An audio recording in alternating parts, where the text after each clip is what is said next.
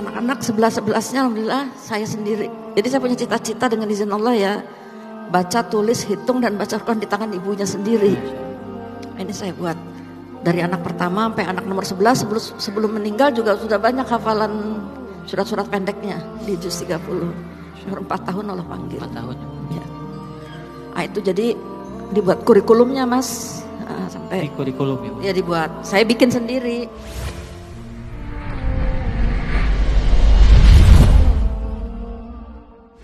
Bun, Iya. saya mau nanya ke Bunda deh. Siap. 10 Bun, 10 anak Bunda. Yang ada. Saya aja 3 Bun di rumah. Kadang suka bingung ngurusnya bagaimana.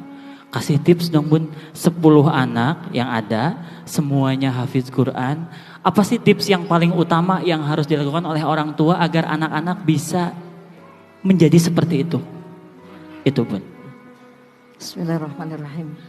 Rabbi syrah li sadri wa yassir li amri wahlul min lisani yafqahu qawli.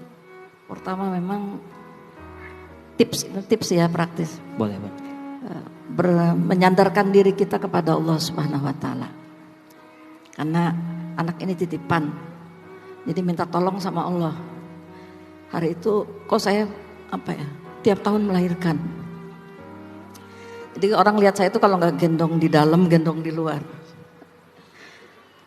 Anak yang paling dekat umurnya itu nomor 1, nomor 2, nama nomor 6 dengan nomor 7 dengan nomor 8. Nah alhamdulillah ke-4-4-nya sudah selesai 30 juz dan ya secara umum Allah beri karunia berprestasi. Yang kedua, memang harus kerjasama dengan suami, ini penting. Alhamdulillah ada bapak dan ibu di sini hadir. Tepuk tangan buat bapak-bapak utamanya. Tepuk tangan bapak-bapak. Karena pemimpin dalam keluarga itu adalah bapak. Ya. Istri pada dasarnya yang mengikuti visi bapak. Dan alhamdulillah suami saya klop Allah kasih. Ya, dia sibuk dakwah, tahu-tahu dilihat sampai rumah anak-anaknya udah pada pintar ngaji. Masya Allah. Udah bisa baca Quran, hafalannya sudah nambah. Begitu lihat saya hamil terus, jadi dia ambil anak yang paling gede untuk setoran hafalan sama bapak. Nah, saya sementara pegang adik-adiknya. Yang ketiga, memang ini tips juga ya saya kira penting Bapak Ibu, membuat peta kayak kurikulum lah gitu. Ada target-target, misalnya anak kita umur 6 tahun harus sudah selesai membaca Al-Quran dengan bacaan dan tajwid yang benar. Jadi dulu cita-cita saya sebenarnya bukan menjadikan anak-anak hafiz, tapi kepingin anak-anak jadi anak yang soleh. Insya Allah. Nah, soleh itu mencakup semuanya. Nah, Allah kasih ya kemudahan untuk menghafal Al-Quran. Ini juga sesuai insya Allah dengan perintah Allah dalam Al-Quran. Rabbi habli minas solihin. Juga hadis Rasulullah SAW, waladun solihun yad'ulahu. Jadi yang diminta oleh Allah kepada kita bagaimana mendidik anak-anak menjadi anak yang soleh. Nah itu, jadi saya suka nangis juga nih, sebenarnya nangis sama dengan anak-anak. Boleh Bu, gak apa-apa. Kalau nangis saya itu kalau anak-anak udah di atas 7 tahun, saya takut mereka gak bisa baca Quran. Jadi saya sampai yang ini keempat ya, janji saya kepada Allah. Pokoknya gimana, jangan sampai anak-anak bisa baca Quran di tangan orang lain.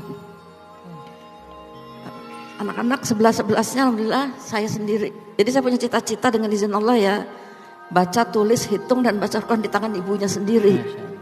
Ini saya buat dari anak pertama sampai anak nomor 11 sebelum meninggal juga sudah banyak hafalan surat-surat pendeknya di juz 30. Umur 4 tahun Allah panggil. 4 tahun ya. Nah, itu jadi dibuat kurikulumnya Mas.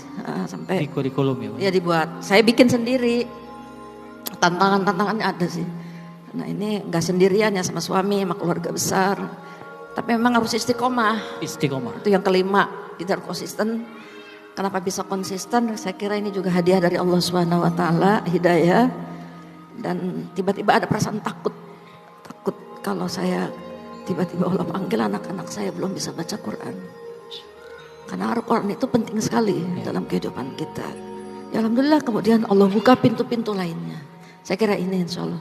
Masya Allah. Boleh tepuk tangan sekali lagi, itu luar biasa. Saya kayak ngerasa ngobrol sama ibu saya sendiri, maaf ya Mas ya. Kayaknya saya juga kalau ngobrol sama ibu kayak gini. Tapi memang tips-tips ini, wah super semua Kak Danu. Banget. Alhamdulillah. Bagaimana? Belum tentu bisa ngelakuinnya juga nih. Tapi tadi jadi motivasi juga buat saya di rumah nanti. Bang Ari juga gitu ya? Iya. Punya 3 aja Bang Ari ya? 3 betul, tapi nggak sulung semua sih.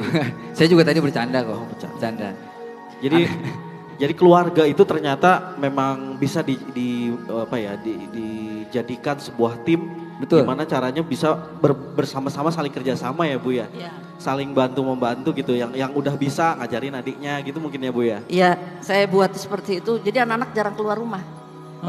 Saya Ah. bikin anak nomor 1 bertanggung jawab dengan anak yang nomor 9. Oh iya. Anak yang nomor 2 bertanggung jawab pada anak yang nomor 10. Jadi tingkat kesulitan yang paling tinggi dipegang oleh anak yang paling besar. Masya Allah.